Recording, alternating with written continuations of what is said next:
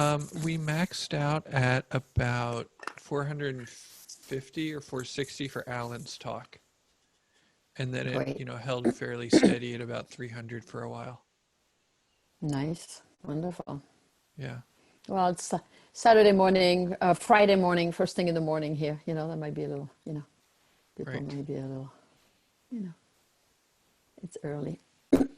It's Although early. you have people from all over the country and the world, really. But Right. I mean, that's the nice thing is, I was able to make these talks at 6:30 and 7 because we just have people from Europe. yeah, that's right. I mean, Darren was early in the morning from London, right? Hmm. That's great. That's great.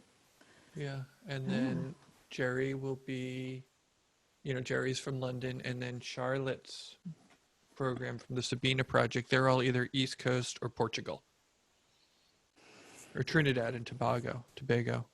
oh, wow. Wow. Wow. Yeah, yesterday you had people from a lot of countries, huh?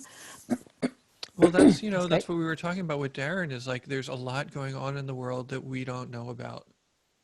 And, That's right. increasing. We have the Hmm. opportunity to really create a global village, Yeah, and a tight-knit I community agree. of healers I agree. like that span the globe. Yeah, there's a lot of, I mean, I was really, like you, I was really curious and eager to hear about Africa. It's Hmm. really fantastic that there is some research there or gathering of information. It's great. It's really great. We're actually not not officially. I'm casually looking for funding and connections so that we can go to Mongolia and find Oh, yeah. the mushroom shamans in Mongolia because I have a feeling they're out there. Well, years ago, I was in Moscow at a transpersonal international conference, and I was presenting on the Mazatec tradition Hmm. with a panel of shamans from Siberia. It was very fascinating because Right. they were was not from Mongolia, they were from Siberia, but they were the Amanita muscaria traditional shamans, and we had I mean, it was through translators, but it was a fascinating conversation. I mean, Right. and in fact, I would have loved to stay. And they invited me to a conference they had a month later, which I was not going to return to Siberia a month later from California, but Right. it was tempting because they were very curious also to hear from me and my other connection with the mushroom world, and yeah, it was very, very interesting. And they're called shamans. They're called shamans. Right. They're They're the one who can legitimately be called shaman. they're They're legitimately legitimate shamans. shamans. Yeah, Yeah, I totally, mean that was totally. always really, really fascinating to me, through Yeah. learning through like Eliad's book and things like that. Um, Yeah. So so we've surpassed 100. We're at 125. okay. Good morning, Well, everybody. great. Thank you Wonderful. for joining us here at the Psilocybin Summit Day 2 Talk 2. Grateful and appreciative by your presence. We know that you could be on any number of Zooms all around the world, and you chose this one. So thank you. Also grateful and honored to be able to introduce our speaker, Françoise. Françoise Bourzat is a counselor in the San Francisco Bay Area. In collaborations with healers in Huautla de Jimenez, Mexico, she has practiced and guided ceremonies with sacred mushrooms for the last 30 years. She teaches at CIIS in San Francisco, runs online courses and lectures in various institutions. She is one of the lead investigators in an FDA-approved research on psilocybin-assisted therapy for COVID-related grief in Los Angeles. She trains psychedelic guides internationally and is the author of the book entitled Consciousness Medicine. Welcome, Françoise. And it Thank doesn't you. mention it Thank you. doesn't mention that you do have your own online course that people can register through on your website. Just a little Yeah, plug people for can go you. on my website. Oh, thank you. Thank you. Yeah, I created online courses to have people sort of get a sense of my come from and my offerings. And so you're going to be talking about this very important topic of the difference between mushrooms and medical psilocybin? I'm going to try. We're going to Okay. see how that goes. Yeah. Thank you. Well, welcome everyone. Thank you for logging in and being with me and us here this morning. So in my long years of working with mushrooms, both personally and sort of professionally, or I don't know, ritualistically, with the Mazatecs in Mexico, I have had the great opportunity to absorb and I would say humbly receive some sort of transmission of a way of handling this sacrament. Right? I've witnessed many and participated in many ceremonies and watched the way the Mazatec work, the way they handle situations and conflict, and the way they pray and open the spiritual world and invite us into this deep recess of our internal world. They don't talk psychology, but it's an internal world, which can, of course, contain all kinds of material, sadness, grief, pain, trauma. And the Mazatecs have an amazing way to handle pretty much anything, surprisingly. I, enter there with an angle as a counselor, since I studied psychology and various methods of caring for people's and people's trauma and people's, life struggles and situations and history, biography, all that. So when I got there, I got a sense of I had my personal background or lens through which to consider this practice, and I had been myself a client of some people here in California who were working with mushrooms and other substances for the purpose of growth and healing and personal exploration in a counseling sort of format. So I had a lens, I had a come from that was my experience, right? So when I went to Mexico, I had this angle, I had this interest of what could I learn or what could come my way as far as the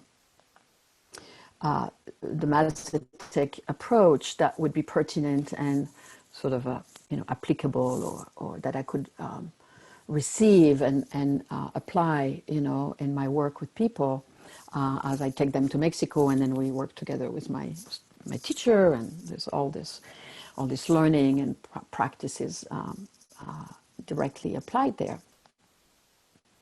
And I realized quickly that the way the Mazatecs were working had a lot to do with prayer, with their philosophy was, if you heal the spirit, you heal everything else. If you heal your relationship with the divine, if you replug, so to speak, your relationship with the divine, your communication, your antenna with the divine, then you heal your heart and you heal your body and you heal your community and you heal the planet. It's all a matter of remembering where you come from and where you belong and who you are really fundamentally as a spiritual being.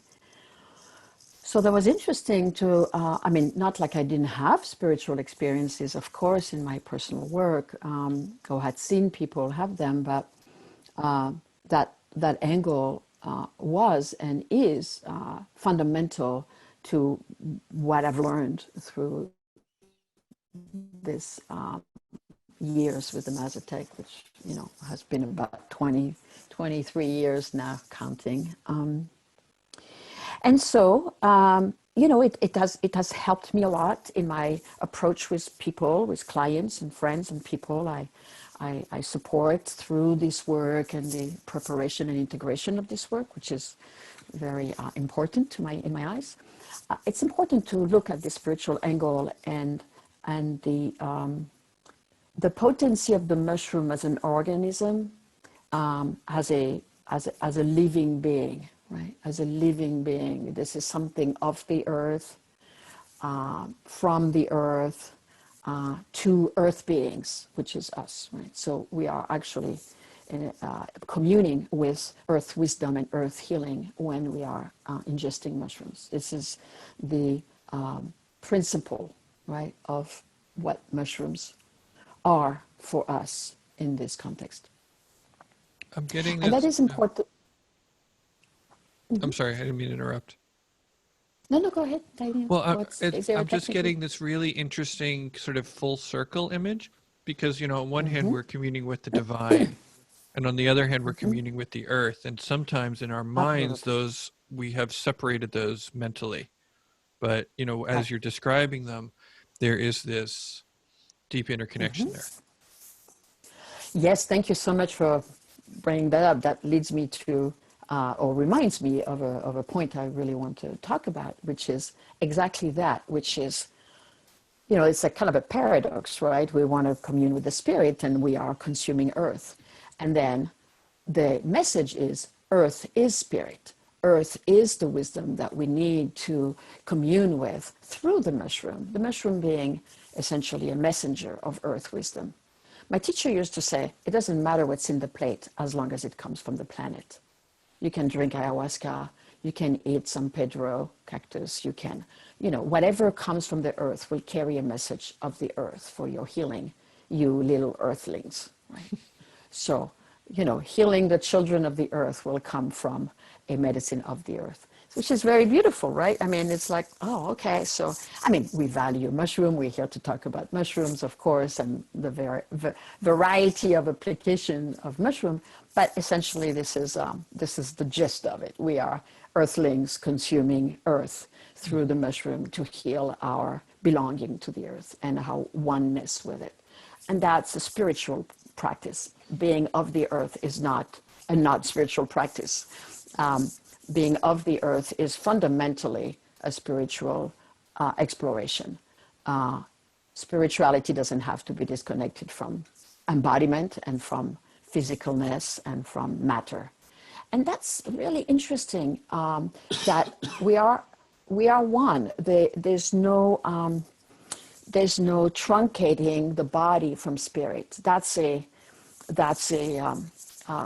old Christian paradigm to think that the body is not holy and what is physical and concrete is not holy. Only God and the divinity and the disembodied self is holy. Or in, as you're well familiar to with Daniel, in some Eastern religion practices, you know, you're supposed to transcend the body in order to elevate your spirit. And a lot of us, sadhus in India are trying to deny their body in order to transcend and elevate their spiritual being, which is a practice. I'm not saying, you know, but in the Mazatec tradition, to bring it back to the mushroom, being of matter and being of the divine is one. There's absolutely no, there's no conflict. It is a paradox, or maybe it's a union. Maybe that's what it is to be in communion, to be really in communion with the earth and the invisible at the same time, which is what the mushrooms really invite us to do. To reconcile that within us, to reconcile that principle. So that leads me to talk, to kind of jump forward or fast forward a little bit to the word psilocybin. So now we're talking about a word that signifies one of the components, a chemical molecule of the mushroom, right? That has potency, that takes us places. So that's valid. We can consider that from a scientific point of view, but it's not really what the mushrooms are really about. I mean, there's a lot of, a lot of power that's lost in translation by reducing a very complex, magical, sacred compound, an organism like a being, and calling it psilocybin.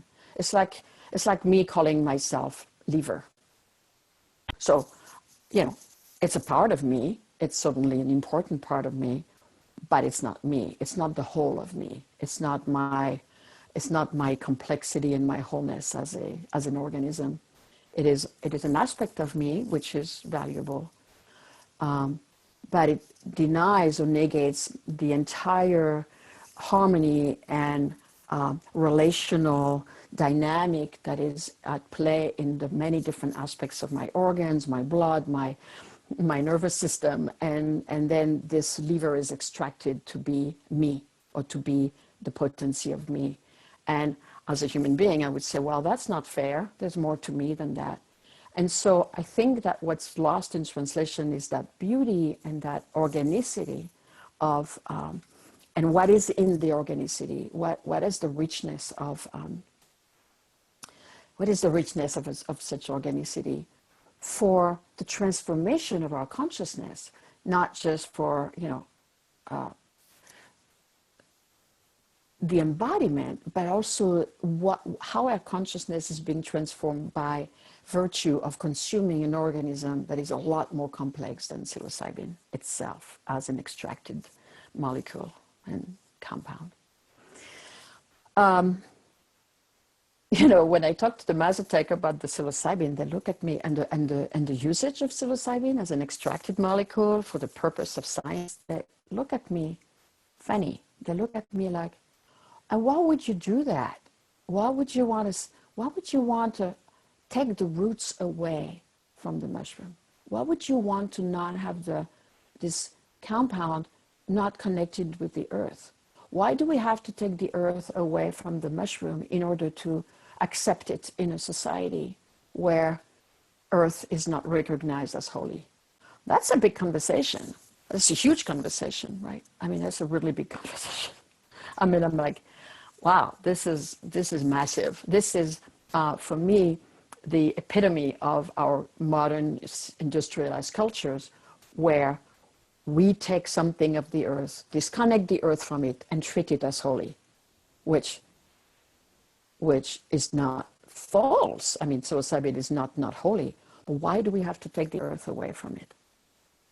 That's a big conversation. I'm not here to be philosophizing, or I'm just bringing up the question for the audience to consider, to think of, to,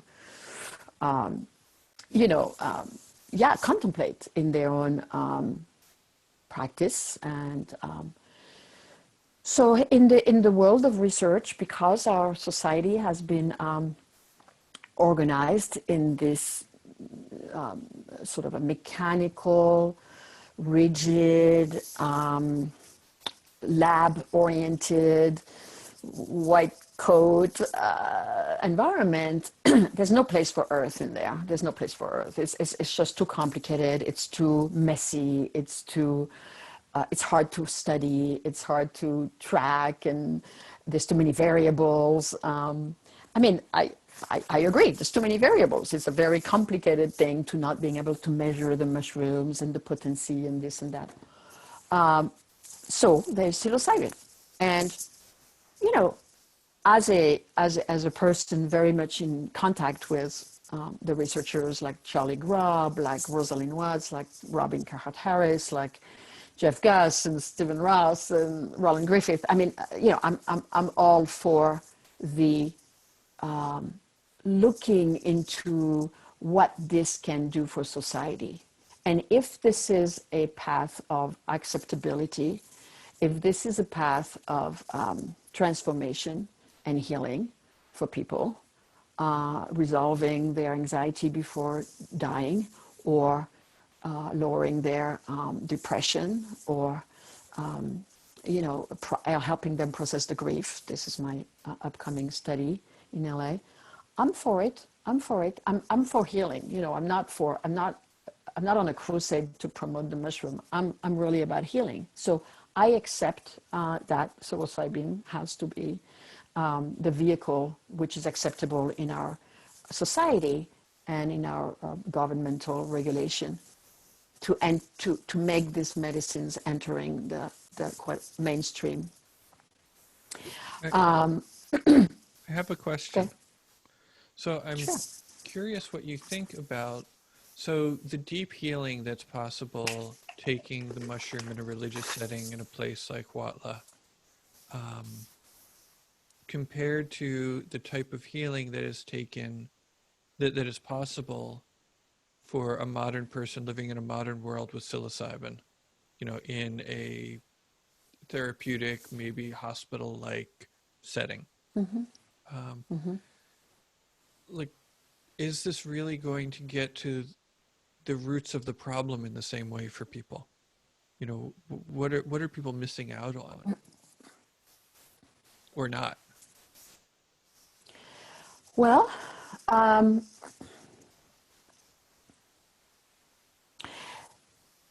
the root of the problem, meaning their own anxiety and fear and depression and where it started and how it Right. crippled them or hindered. Right. I guess what I'm saying is, like, to what extent do we think some of those things are a result of the world that we're living in? The Yeah. kind of the social contextual problems that Mm-hmm. create suffering in people, and is medical psilocybin, doesn't solve Yeah. those social problems. Absolutely. Absolutely. I mean, this is in the context of a society, right? Of a community at large, right? So I agree. I agree. I mean, the Mazateks have plenty of social problems. There's alcoholism, there's violence, there is discordance in communities, there is envy, there is, family problems and divorces. And, that it's not a perfect society by no means. So the depression and the anxiety that they experience there is pretty, it's a human experience more than a cultural experience, I would say. It is true that disconnection here from greater family structure, maybe with the land and the spirit of the land, as you beautifully honored yesterday morning, opening the summit, is a current practice there. So there is an ongoing connection with the land and its spiritual dimension, which is not really present in our everyday industrialized society as a practice. So it is true that the level of pain and anxiety and disconnect in our industrialized society is tangible and is the treatment that people are receiving with psilocybin is certainly adequate. I mean, we can look at the video that are being shown and how people report extreme resolution and help, and they feel very positive about what they've experienced. So I'm not taking away the healing that takes place. For the little story, I was talking with Rosalind Watts, who is the psychologist and lead investigator in the Imperial College of London. There's a little discussion that we have actually on my website. There's a podcast that was done, and so you can watch that discussion if you wish. And what was really interesting is what she was saying that, so she had two groups, one was taking psilocybin and the other one was not taking anything. Right? There was a placebo. And they could not actually give them an experience after the research was complete. That was kind of the protocol that was accepted. Which is kind of painful when you think of people with high depression. But Right. she said the people who did get the placebo were actually feeling better by the very fact that they were participating in alleviating suffering for other people. So Right. the connectedness that they felt with the other group who were receiving the psilocybin was such a spirit of solidarity that they felt less depressed. It didn't stay, of course, they didn't receive this treatment, but they felt, that they accepted and they felt like, yes, we are doing this for our brothers and sisters. We are participating to the possibility of healing. And that spirit of community, that spirit of togetherness is really fundamental to the spirit of the mushrooms, right, as a mycelial intelligence. And that it would be present in these people, even though they didn't ingest anything, was fascinating for me. It was very fascinating. It was very quantum healing, like the quantum presence of an organism that they didn't even ingest, but it was in the air, it was in the vibe, I don't know what to call it, of the psilocybin extracted from a mushroom was already creating a healing for them, or an opening and a possibility. Well, it also makes me think that, you know, we often feel so powerless. Like we can't, what can I do to alleviate suffering, right? You know, Yeah. maybe something, maybe not a lot. And to give somebody an opportunity to participate in something altruistic, you know, is huge for people. You know, I sort of feel like that's part of the medicine is being less self-centered, right? When the ego, like like Yeah. what is a better definition of the ego than like self-centeredness, self-referentialness, and to kind of allow that to dissolve, to care about others for a minute. It's kind of really, really sweet. We have Rosalind and Sam scheduled for Psilocybin Summit 2021. Wonderful. Yeah. Wonderful. Well, All right. she's a gem. Yeah, she really She's is. wonderful. I mean, I love her. And Mary Casimano also is a really wonderful speaker, and she does the study in Johns Hopkins. And you know, in talking with her, we had a women panelist on the Fungi Day in April, and women in psychedelics, and she was there, and she was mentioning how, you know, the most potent healing modality she felt, not maybe not the most, but a big healing modality she felt in the room with the participants was human presence and love and care, and how that was really, you know, almost transcending what material was used. And one of our participants was there too in this panel, and testified of the amazing container that Mary had provided for that patient to be exploring her heavy depression, and how that had along, you know, a definite and long-lasting power for her. And it was hard to separate, you know. Oh, of course, she had a psilocybin experience, but it was also very colored by the presence of Mary. It was so sweet. I think people, just as you say that about Mary, I think people also say that about you, right? That, you know, you bring a presence and a care that is exquisite and unusual in the world today. Do you want to talk? Because I know there are people here who want to hold space for others. You know, there are people here who want to be able to serve and alleviate suffering. Do you have any thoughts, or you must, about cultivating presence and cultivating care? Well, it's a big discussion. You know, I have a lot of fascination and passion for training facilitators, or guide, as I call them, my lingual.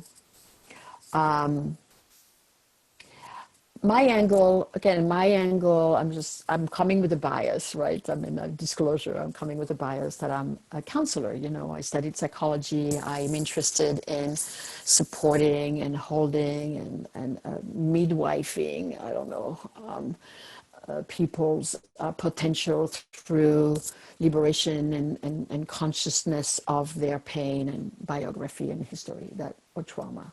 So for me, the healing goes through the clearing, right? What we call this, I was telling earlier, the spiritual liberation, or the spiritual connection, comes with or through a way of personal knowing, a personal exploration. So my angle is very much interested in how can I support the birthing of the liberating of pain, of burden, of stories, belief system, you know, personal and family and transgenerational and cultural trauma. I think that this is something we all carry, and that spiritual experiences or transcending is a wonderful experience, and not always evident for everyone, or not always possible. And so I come from the angle that I feel people ought to have some kind of education in the way of understanding and supporting psychological processes that show up in my world. I mean, because maybe I have this angle, people do liberate themselves and do bring their psychological or stories. I would call it, to not pathologize necessarily, but the story of their lives. And so I think it's important to have an orientation, an angle, an understanding, maybe education, intelligence about what is trauma, how does it work in the body, how does it block things, how do we carry belief systems, and how do we identify with a self that's not really the self that we've learned. And so I feel like that's important. The other thing that's important, of course, is for people to have their own experience in being guided or having someone there so they can know what it feels like to be held in such a presence that can be loving or, respectful and with good ethics, of course, and with skill, meaning knowing the territory, knowing the landscape of the mushrooms, and knowing what are the different maps of this very fascinating and complex organism. Of course, everybody has a different world in their mind, in their head, so everybody has a different experience. We can't create a roadmap exactly, but there are certain style, and that's what my book describes, the different aspects of these possible experiences and how to tend to them, how to be. So that's a good, if I'm not trying to do a plug for my book, but that's exactly why I wrote the book also, to have sort of explanations on what to do when, depending on the journey people are having. The other thing is to know what to do in a journey. I mean, there are interventions that the Mazateks have taught me, how to touch the body, how to hold someone, how to move energy in someone's body, that the Mazateks are totally doing. They are very much hands-on. They're working. They're curanderos, they're not just like sitters. Yeah, curanderos. So they cure. They actually apply their curing skills and personal talents into the person's body as they are manifesting and mobilizing, mobilized by the mushroom. So that's an important piece, is to know how to touch people in a way that feels consensual, that feels healing, that feels respectful, that is not too much, that doesn't create too much disturbance in the process. You tend to encourage people to fill out their knowledge with things like yoga and Tai Chi and massage training and things of that nature. Absolutely. Absolutely. I think it's important to have a personal stance that is balanced, that is aware, self-aware, about, how are you feeling with your body? How are you emotionally? How are you spiritually practicing something that leaves you in an ongoing awareness of a spiritual dimension? How are you with your relations? Are you a good person? Are you a loving person? It's hard to hold space if you hold grudges, or you're angry, or you're explosive. It's who you are is the medicine, right? You bring yourself as the medicine. It's half of the. There's three parts of the journey. There is the person who journeys. There is the medicine, and there is the guide. So these three people or spaces are very, very the Trinity, we call it, right? I mean, you have yeah.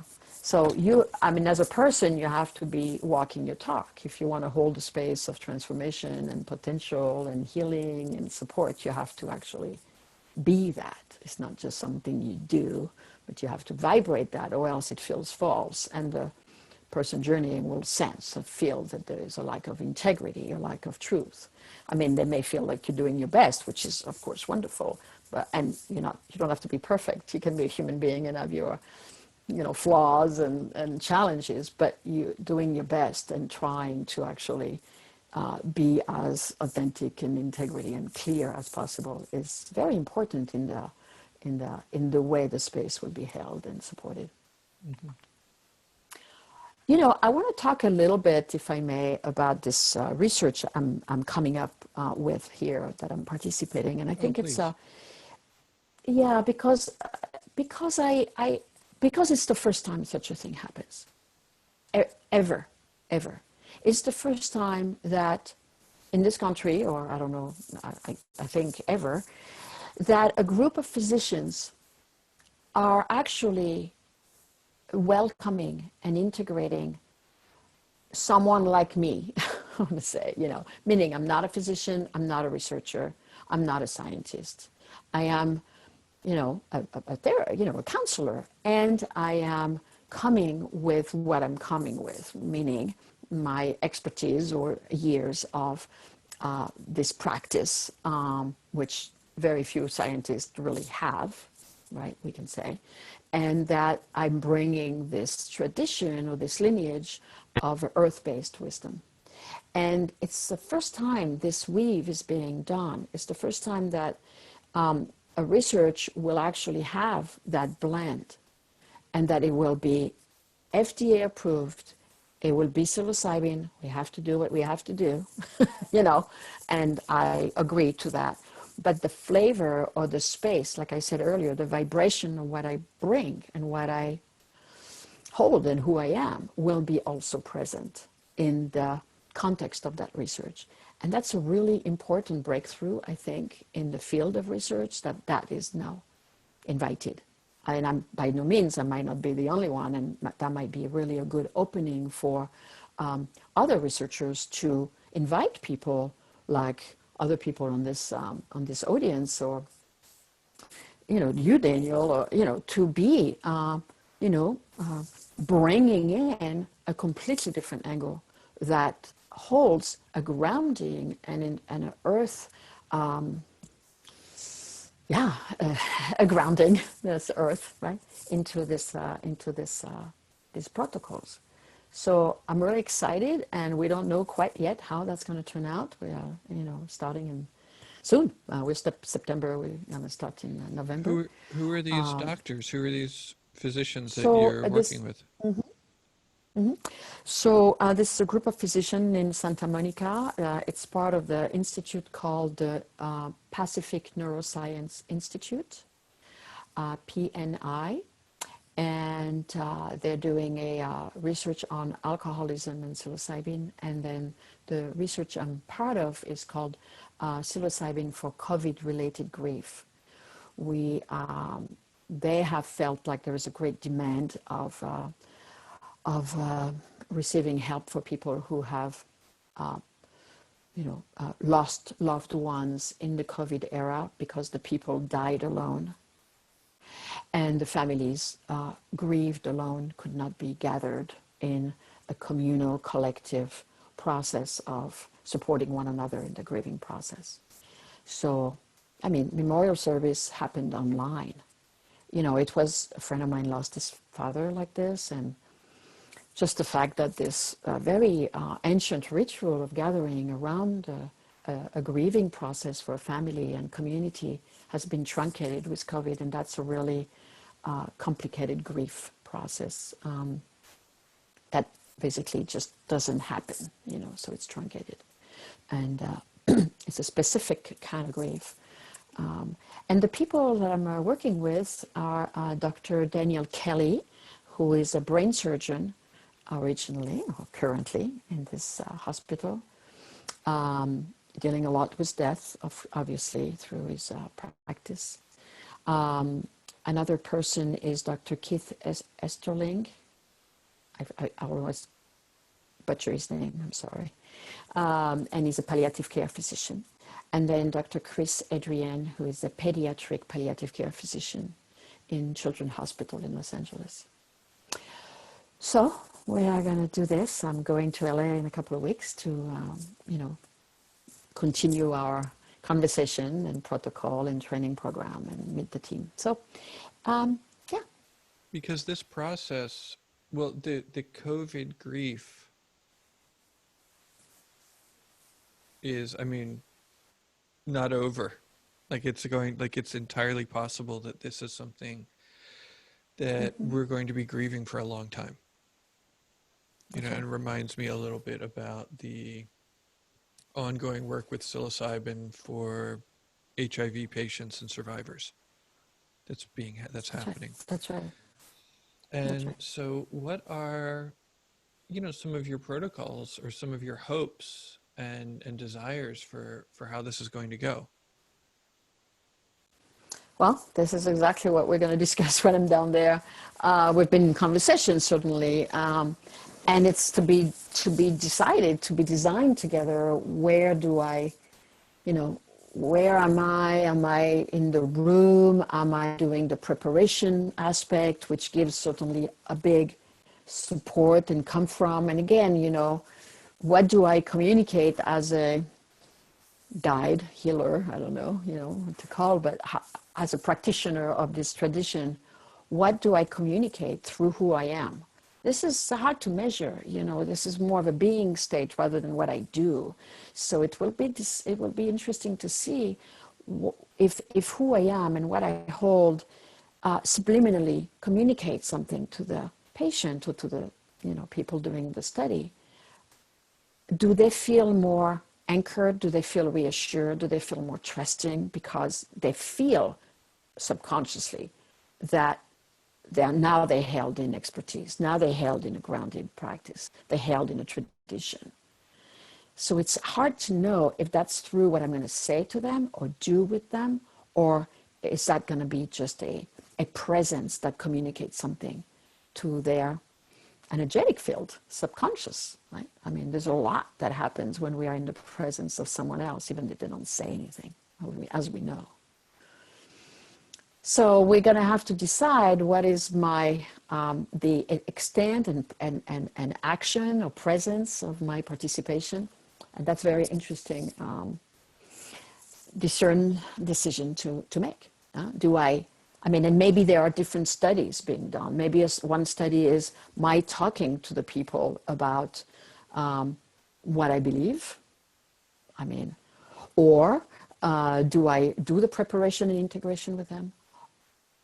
And do I sit in a journey with them, with the other co-leader who is, of course, FDA approved?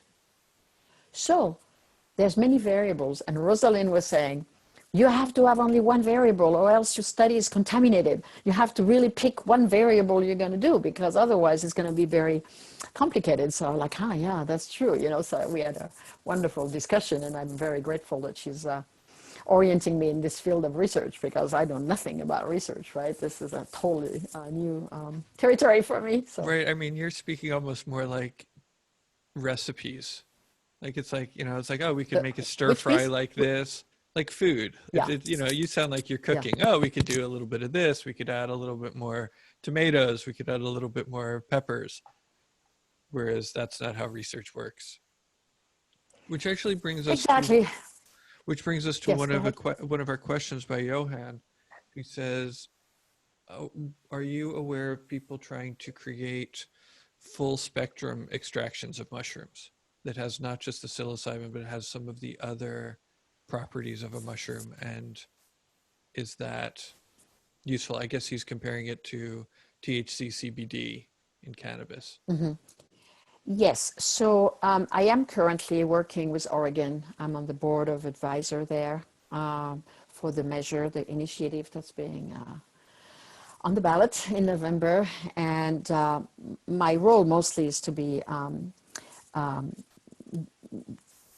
deciding of the criteria for what will constitute an adequate and appropriate training for the Oregon Health Administration. So, but I'm very involved in the team there with everybody, and there is a discussion that we've had with the founders of the measure to, in fact, have some compounds that would be just psilocybin, and then mushrooms on the other hand, and then something in between that would be a more complex compound that would be, involving different molecules of the mushroom, but not being the mushroom itself. So there are explorations with a lab there apparently that are being done to prepare. There's nothing given, there's nothing tried, but there's some exploration as far as the scientific and chemistry aspect of it. The other aspect of the synthesized psilocybin, as we well know, is that it's it's creating a tsunami, a rush of investors and companies and a lot of capitalist greed into the field of this very old and ancient practice of healing, which it's kind of hard sometimes to be with. What will be the You know, role of the more rootsy or community or underground healer in the face of all of these attempts to create high profit margin psilocybin therapy centers? Do you think? well, I was talking to some of these people, the investors in Compass and such, and what I told them is, you're going to do your Kentucky Fried Chicken, and I'm going to do my organic restaurant. You're going to do your fast food, your, unfortunate shortcut therapy support system, which will hopefully create some healing for some people. Hopefully someone taking a pill will feel better on the other end. I hope so. I pray so. I pray that if someone is not doing well during the treatment, there will be someone for them to support them, someone skilled, which will not happen because there's no training, essentially, very much. So, I think that what we can do as a community of people, holding respect and depth and relationship with the practice at large, is to continue gathering, to continue doing what you're doing today, Daniel, and raising the voice of people with intention and healing and respect, and speak that voice highly and potently, so the world and society is aware of that presence also. We cannot fight the greed. I'm not going to fight the multi-million-dollar industry. This is not something I'm capable of or even want to do. But I'm determined to stay loud. I'm determined to participate to these studies, to participate to this summit, to write my book, to talk, to watch and support the physicians who are, wanting to heal and help their patients. They're not doing it for the money. They're not doing it for the money. They're doing it for service. And we need to be a group, a sub-social group here that stands for healing. And eventually society will decide and people will aim at going to where they want to receive the kind of treatment they want to receive. I mean, there is a certain advantage to having a pill that is accessible to a lot of people, maybe. The problem is we've seen that with ketamine. We've seen that with ketamine already. Ketamine is a very cheap substance. And now, that Johnson & Johnson's got it, the ketamine is extremely expensive. So essentially, the broadcasting and the access becomes a very expensive route. So we have to see if psilocybin will become, in fact, a very expensive proposition or will become really accessible to people. That's something to watch. And I don't know what the intention is. There's even a company, I was approached by a company, there's even a company that wants to do injectable psilocybin. Did you try it? No. Would you try it? Would you try it? Would you try it once? Yes, I would because I can't judge what I don't know. So right. I would try it. But I don't want to be, someone who judges something. I don't want to do that. But in my entire life, all my years of doing mushrooms, I didn't think I would see the day where mushrooms would be injected. I mean, it was like, wow. And I told the person, I said, this is a moment in my life. This is like, I never thought I would see that. And here I see it, so everything is possible in the world of imagination. Right. I mean, Well, now I'm just thinking about having one of the nasal sprays, like the S-ketamine, psilocybin nasal spray. It's exactly what I'm talking about. Yeah. That's what I was talking about. The S-ketamine is a nasal spray. It gets people hooked. Some people get helped. Some people get really nothing. It costs a lot of money. It's a kind of So I don't know. I don't know what will happen with all this. I was talking to Ben Sessa, or no, I don't want to say I was talking to Ben Sessa. We were dialoguing on Facebook. This is I want to be authentic with that. Sure. And he was saying, Ben Sessa is a researcher in London, and he was saying, if there is a compound that can be tweaked enough so the actual trip is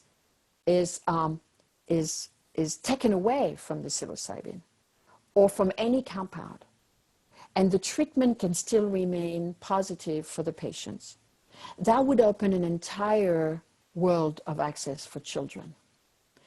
And I would say it stopped me in my track. Because Ben is working with a lot of suffering in children of alcoholic families who are extremely anxious, extremely suicidal, extremely depressed. And he wishes that there was a treatment born out of psychedelic that the kids could take without having a trip. And I respect that. And I respect the tweaking of a molecule for the sake of treating children. So we have a wider discussion, on one hand I say we take the earth away and everything, on the other hand, can we help the children? I mean, so we have to have it all. I think we have to have it all. That's my point here. It's not either or. We can revere the sacredness of the mushroom. We can pray to the earth and the mushroom. We can continue to communicate this tradition knowledge in the humble authenticity we can.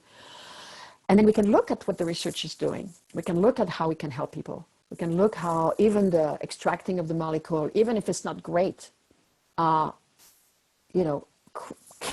help a population that otherwise would never have access to this. Right. So I think that this is a wide discussion. I don't want to be black and white. I want to be like and. There is psilocybin and mushroom. We can see the pro and cons. We can see, do we want a mushroom or a molecule that has psilocybin or has something without the trip, or injectable without the trip? I don't know. I mean, part of it is exploration. What is healing? What provides healing for people? I'm all for the healing. I'm not so much interested in, what is the journey? How high do I trip? How many grams do I eat? I'm in for alleviation of suffering. So for me, my interest is how can we liberate the population from their suffering, from their trauma, and create a society and equality and love, amongst people. So this is my goal. The means are sacred and the means are meaningful and ought to be treated carefully. But ultimately, why do we do this? Why do we do this as a collective? To the earth, to the society? Why do we do what we're doing with these medicines, with psilocybin, with mushrooms? Why do we do that? Just to have a good trip and meet God? Or do we do that to live better, to love better, and to be together better? So whatever it takes, I'm game. I love this. I love that you sort of bring it back to the roots of, we're doing this in order to be of service. And it's real easy. I mean, it's real easy for me to get up on my high horse of what I think is right, or what I think is sacred or holy. And I like it up there. I have a good view. But, my way is obviously not everybody's way. And to allow people to have their own way is huge. And I think that that's sort of hopefully another perspective, another lesson that we learn is that, looking into somebody's eyes and, seeing what they actually are needing other than what we think they should have. Yeah. Yeah. And the human presence that we offer in this moment of connectedness, which is the medicine. You see, if we see ourselves in the other and the other in me, not as a projection pathology, but really as a resonance, when we see each other, then we receive the message of the mushroom. And then we become the mushroom. We become the messenger of the mushroom through our being. And that's really what I aim to be. What I do is what I do, but what I aim to be is be really communicating and transporting a being state, a loving state. Yeah. I like very much that you keep hitting that note of that distinction between doing and being. And this is, I think, something that a lot of us have had to settle into as our mobility has been restricted. That there's kind of a less for a lot of us to do, and we are given a chance to figure out who we want to be. So, when we do our personal journeys, when we explore in our personal mushroom experiences, that's what we're trying to connect with. I mean, we don't ever reach there and stay there and nothing happens. We're human beings and we have all kinds of ongoing circumstances that create layers that we keep exploring and reaching compassion for ourselves, for others, and accept our humanness and accept our flaws. And it's all about compassion. It's not about idealization of being. I mean, I'm not just when I say I'm carrying the mushroom vibe, or I am the medicine, that means I am compassion. I'm not just like an ideal arrived person. I'm a person in the making. I am really authentically me, and I can see, or I can invite the authentic you, not the perfect you, but who you are and all that you are in your complexity. And I can say yes to that because that's who I am too. And that's really what the mushroom taught me. It's not so much where do I arrive, how great is the cosmos, or that too, but how great is the cosmos, my through these connections of the cosmos and the earth and the mushroom downloading its message. Ultimately the distillation of that is who I am in the world and with the planet. How do I then, who am I then? And what do I do with who I am in the society? How do I love better? How do I act better? How do I respect better? How do I participate better? And for me, this is the healing. It's not just the experience itself, but what do I do with it? This is very inspiring stuff, and I feel like we could go another hour. But we're at time, and I don't know. Yes. Some of the presenters have been going over to the Discord channel. I don't know if you're familiar with that app, but yes. I heard you talk about it yesterday. If you feel like, and of course you're under no obligation to, but if you feel like going in there to answer some questions for people, I'm sure they would love to be able to bend your ear, and I'll just put the link in there. Well, thank you. And hi to Michael. I saw Michael, my friend Michael, say hi. So I want to say hi to Michael. He's great. And yeah, wonderful. And so thank you everyone for being here, logging in and sharing this moment with me. Thank you, Danielle. For sure. And hopefully I'll see you in the chat window of some other talks later today. Okay. Take care. All right. Be well, Bye-bye. everybody. Bye-bye.